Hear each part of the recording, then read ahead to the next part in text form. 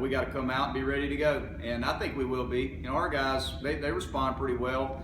They'll be ready to go, and we're going to be ready to go. We're not going to walk around and mope around and feel sorry for ourselves.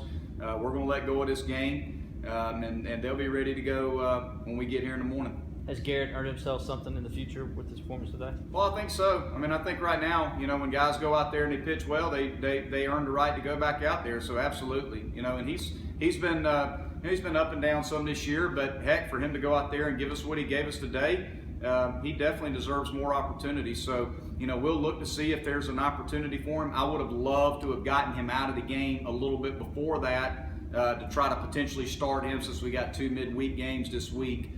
So we'll just have to see. He threw about 70 pitches, and we were thinking in there, if we can keep him at 60, we got a chance to, be able to pitch him possibly on Wednesday, and we may be able to do that. We just have to keep him short. We also had to get through this game today, and he was throwing well. So, and I wanted to keep him in there, simply to send a message to everybody in our dugout that, hey, we're going to keep competing, and he's giving us a chance right now. And he held him at bay, did a good job. How do you move forward? How do you make better decisions as a coach so that your pitchers are more well equipped than they were today? If I knew the answer, I'd tell you. I try to make decisions based on guys that have earned the opportunity or have put themselves in a position to get a start. And again, I thought Riley had done that. And I believe in Riley Gilliam. I think Riley Gilliam's going to be very, very good for us. So, he has done some really good things for us starting wise. And again, when you're trying to find answers as far as who to start, he definitely has put himself in a position to warrant the opportunity based on what he's done in the middle of the week. You look at what he did against Georgia, look at what he did against Western Carolina, look at what he did against Furman.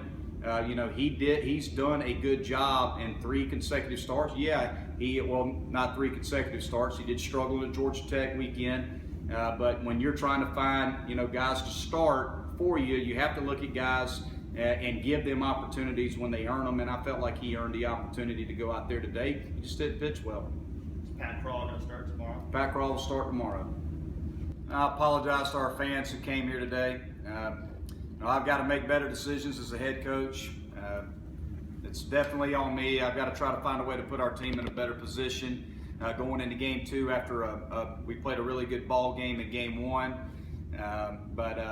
The positives of today, obviously, we all know we gave up 20 runs, gave up 3 big innings from the 2nd through the 4th, could not find a way to get out of those innings. But from the 5th inning on, we scored some runs. Garrett Lovorn did a nice job out of the pen, gave us 5 innings, didn't give up anything. Obviously, I wish I would have went to him sooner. And again, that's on me. Just made poor decisions as a coach to try to figure out the right way to go about it, and just didn't work. But we just got to find a way to go out tomorrow, forget about this one, give NC State credit. They got a really good ball club. They played a great game, but we got to find a way to go out tomorrow and win the series.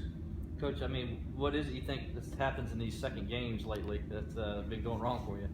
Well, I wish I knew. You look, and again, I thought Riley Gilliam was the right guy to go to. You look at what he did in the middle of the week, and 3 starts in the middle of the week. He's been very, very good for us.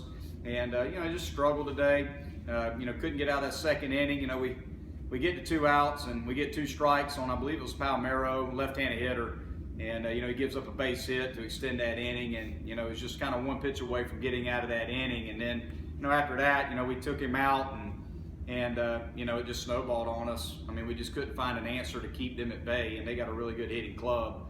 I wish I knew. I wish I had an answer. We keep trying everything we can, and we just haven't come up with that answer yet, but we're going to keep working at it, keep trying, and hopefully we'll be able to find the right answer in Game 2.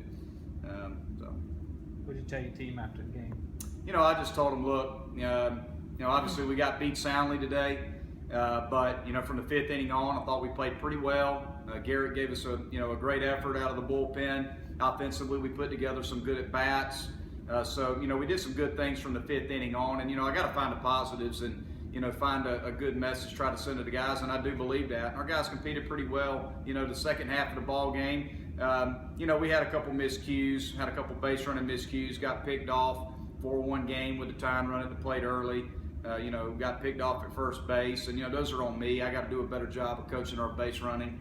But besides that, I thought we played okay from the 5th inning on. But there's no excuse for giving up, three big innings.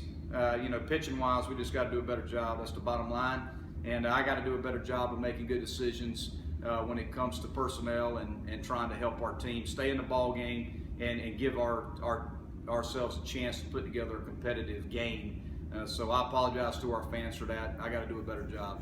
These ACC series lately, you guys just don't play as well. It's been a question mark for us, and that's something that we need to fix here coming in the future. But it's something that we can't fix right now. This game's already behind us. Going to go on to Sunday, and either today we've lost 2-1 or 20-9, so have a chance to win the series tomorrow. So that's what we're focused on, and all hands on deck for tomorrow. What do you say to the guys in the clubhouse?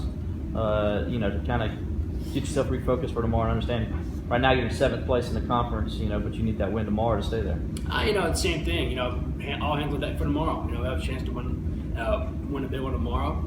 Everyone's to show up tomorrow, keep having fun, play as hard as we possibly can, and see what happens from there. Got to keep rolling with the waves and see where it takes us. Chris, how tough is it when you have a game like today where you get into such a big hole early and you still have to play out the last 6 innings of the game? They've already scored 20. It definitely is. It is a lot tougher than you want it to be. But when you have guys like Lovorn come in and do a fantastic job, it kind of keeps you in the game. And if he could have came in a little earlier, then who knows where we'd have been. So the last half of the ball game we would have won. They jumped ahead early. All credit to NC State. They came out early, swinging the bats well. They're a very good ball club, and they're ready to play tomorrow. So we have to be ready to play as well. I'm fully invested in tomorrow's game and how important it is, and go playing hard and see where it takes us.